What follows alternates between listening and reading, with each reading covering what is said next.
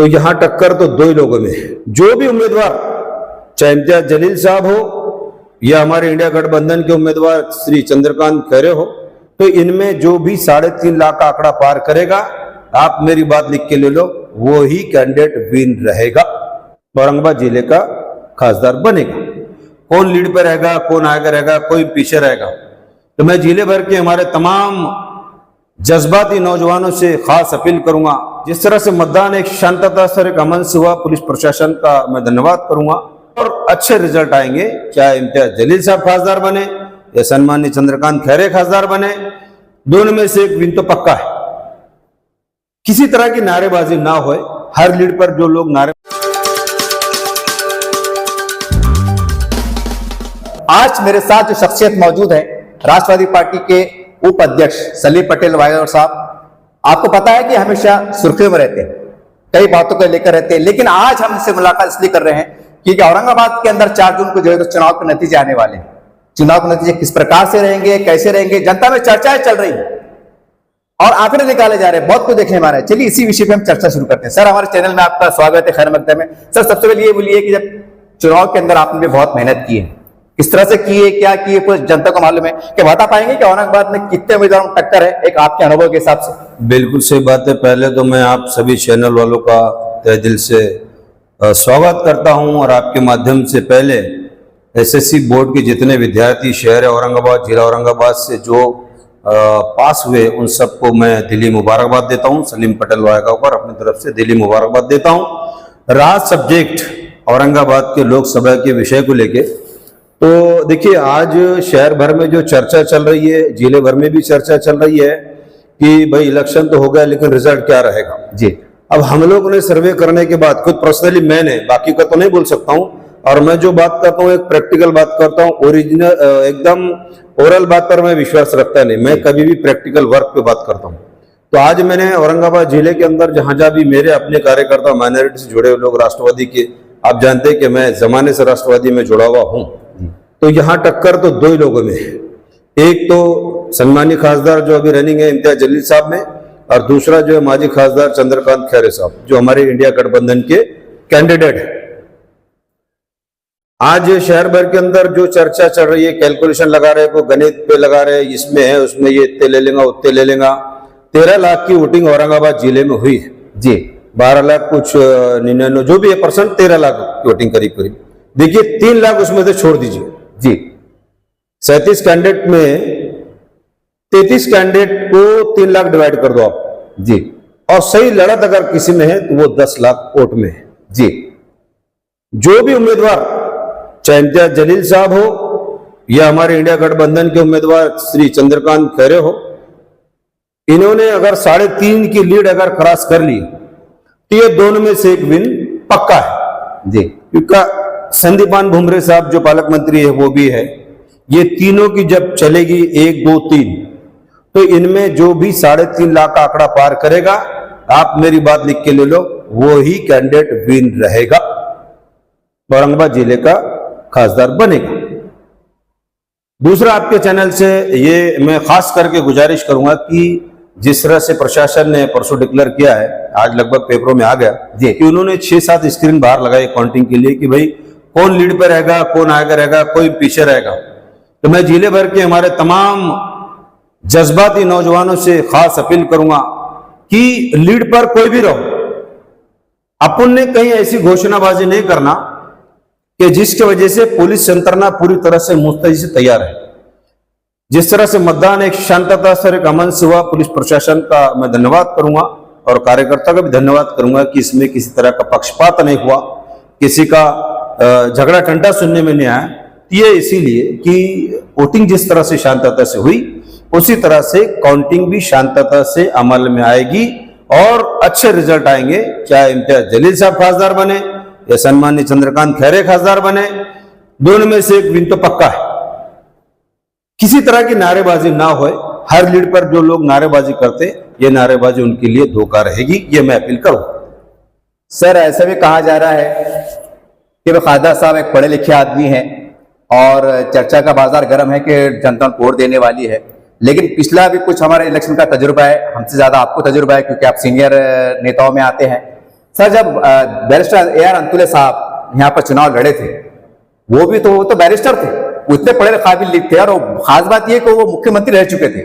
इतना बड़ा बंदा औरंगाबाद जिले में आता है, चुनाव लड़ता है, और मैं समझता हूँ कुछ ज्यादा जो है तो अदर कास्ट के वोट नहीं मिले थे। यानी कहीं ना कहीं हम कह सकते हैं कि एक जातिवादी की एक शक्ल देखने में आई थी। एक तरफ अब्दुर्रहमान अंतुले, वो भी मुसलमान, बैरिस्टर, मुख्यमंत्री है वो आदमी, उनको वो वोट नहीं मिले। तो ऐसी क्या खास बात है कि आपकी बारी में जैसा कि बाजार चल रहा है बातों का कि तो खासदार साहब वोट मिलेंगे क्या, जबकि उस टाइम इतना जहरीला माहौल नहीं था जैसा आज देखने में आता है, अफवाह का बाजार चलता है। लगता है सर आपको खासदार साहब को वोट मिलेंगे, आदर्श के मराठा वोट मिलेंगे? मैं आपके नॉलेज में एक बात करना चाहूंगा।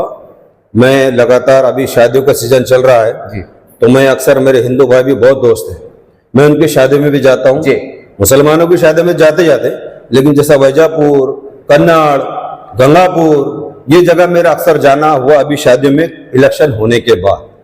कई हमारे मराठा समाज के लोगों ने कहा कि सलीम भाई, हमने इस बार जो है इम्तियाज जलील साहब को मतदान किया है। कई मेरे दलित समाज के दोस्त थे, उन्होंने भी कहा कि हमने मतदान किए। अदर्स के भी लोगों ने उनको मतदान किया है। जहां मुसलमानों ने मतदान किया, तीनों समुदाय के लोगों ने मतदान किया, सेकुलर माइनॉरिटी के लोगों ने मतदान किया, तो किस वजह से हम कह सकते हैं कि इम्तियाज जलील साहब को मतदान नहीं हुआ?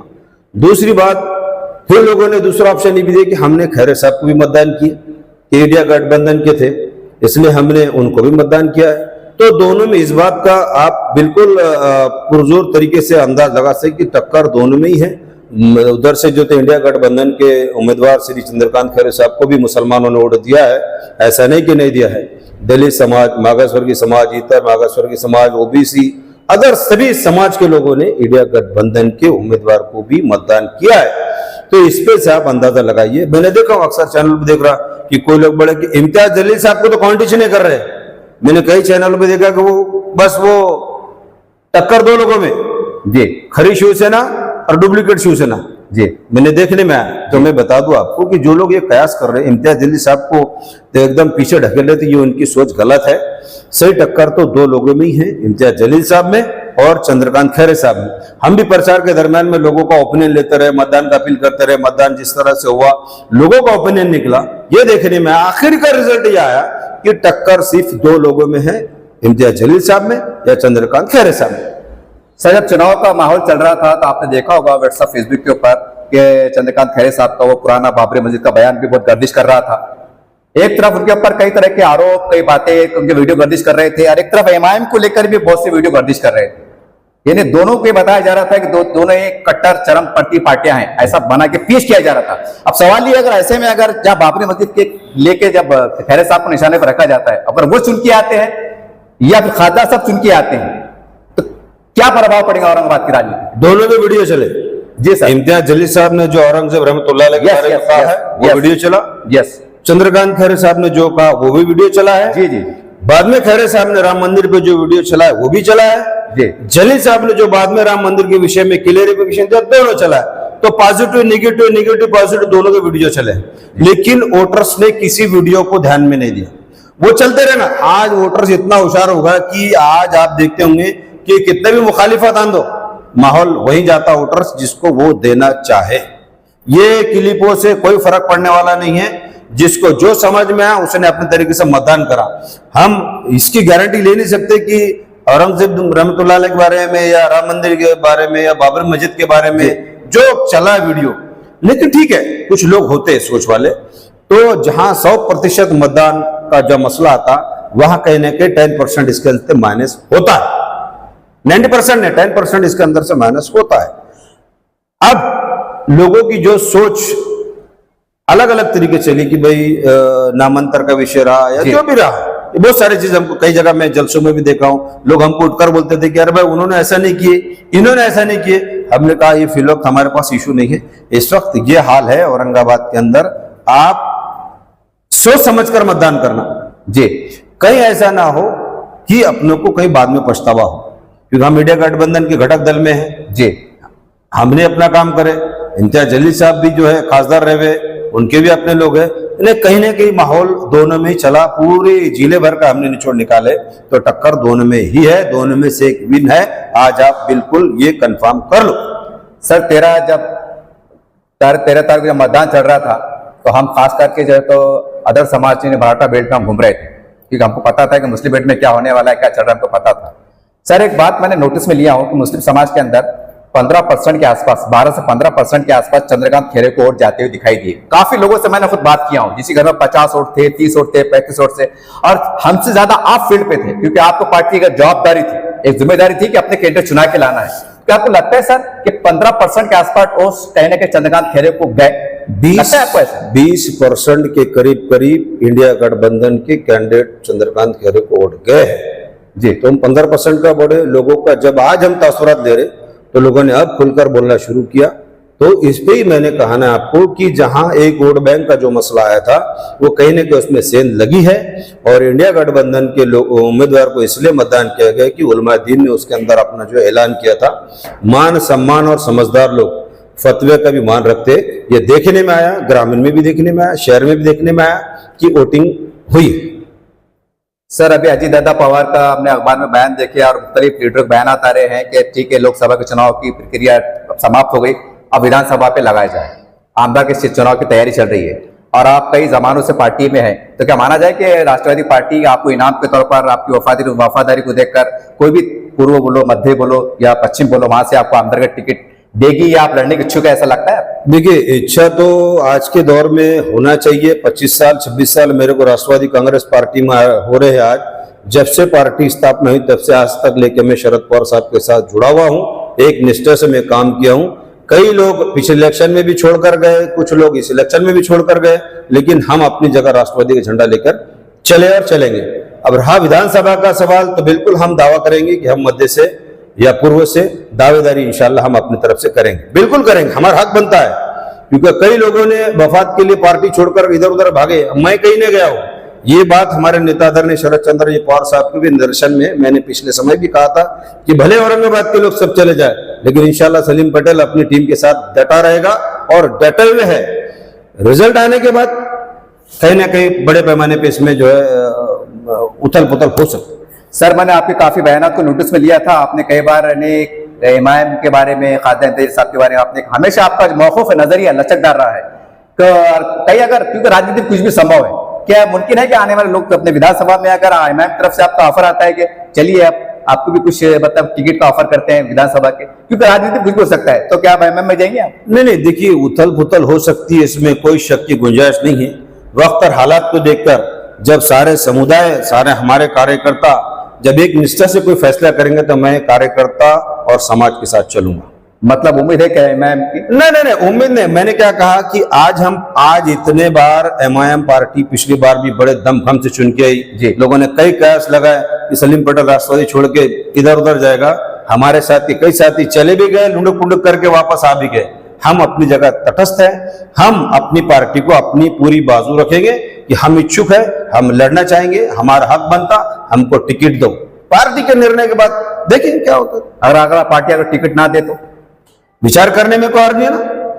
नहीं, कार्यकर्ता ऐसा भी होता है, आप सीनियर है को जूनियर को टिकट दिए तो क्या करेंगे फिर आप? नए आदमी को टिकट दीजिए, नया चेहरा बंदा। ठीक है, नए कौन है? अभी तो पुराने चले गए तो नया कहां से? हमारे साथ आज आप देखेंगे मेरी अपनी टीम के लोग जो है मुस्तैद तरीके से, जो अच्छे लोग काम करने वाले, वो जुड़े हुए। अब नए नए लोग आते रहेंगे और इच्छा जताएंगे, तो फिर उनकी पार्टी के अंदर भूमिका क्या रही, इलेक्शन में उनका काम क्या है, उन्होंने जनता से क्या काम करे, ये भी तो सारी बातें रखना पड़ेगी। हम तो जमीन पर चलकर काम करते हैं, घर में बैठ के, बंगलों में बैठ के, गाड़ी में बैठ के नहीं। अल्लाह के देश से गाड़ी भी है, सब कुछ है, मगर आपको देखेगा मैं हमेशा मोटरसाइकिल पर रहता हूं। जनहित में जो काम करेगा पार्टी उसके कहने को जरूर नोट लेंगी और उसको कहने की संधि देगी। इस तरह से मैं शामिल हूं। सर आखिरी सवाल है सर, कि आने वाले खासदार, जैसा आपने दावा किया है, आपका एक नजरिया, आपकी सोच है कि खैरे साहब औरंगाबाद के नए खासदार हो सकते हैं या फिर रिपीट इम्तियाज साहब हो सकते हैं, तो अब नए हालात में आप मुझसे क्या अपेक्षा करेंगे? क्योंकि औरंगाबाद समाज में, जिले में ऐसी कई समस्याएं हैं विकास के कामों को लेकर, ताकि अब जो भूल चूक हो गई, जो गलती से काम रह गए, क्या अपेक्षा रहेंगी आप? मेरी अपेक्षा दोनों में से जो भी खासदार बनेगा, मैं उनके सामने कुछ चीजें रखूंगा।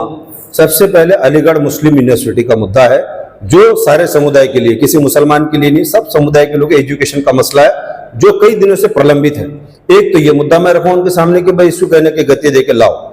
दूसरा मुद्दा रहेगा कि शिक्षित जो लोग हैं जिनको नौकरियां नहीं मिल रही है उनके लिए कहने के MIDC इंडस्ट्रियल एरिया में आप रिकमेंडेशन करके नौकरी की व्यवस्था करो। तीसरा और सबसे इंपॉर्टेंट मसला है कि राशन चोर, जिनके लिए मैं 18 महीने से लड़ा हूं और कहने के उसमें सफलता मैंने पाई है। शक्कर चुरा कर खा गए थे गरीबों की, तो कई राशन दुकानदारों को शक्कर में भी लिप्त हो गए, उनको बीमारियों में भी लिप्त थे, क्योंकि ये हक का, गरीब का पेट का मसला था जो मैंने 18 महीने से लड़ा हूं और आगे भी मेरी लड़ाई जारी रहेगी। मैं ये मुद्दा उनके सामने रखूंगा कि कल जब भी दोनों में से खासदार बनेगा, सबसे पहले आप औरंगाबाद शहर जिले के तमाम राशन दुकान पे जो धांधलियां चल रही है, जिसमें से कट्टर और पक्के राशन चोर आज भी चोरियां कर रहे हैं, इनके ऊपर कहने के लगान लगाने का काम इंशाल्लाह मैं करूंगा।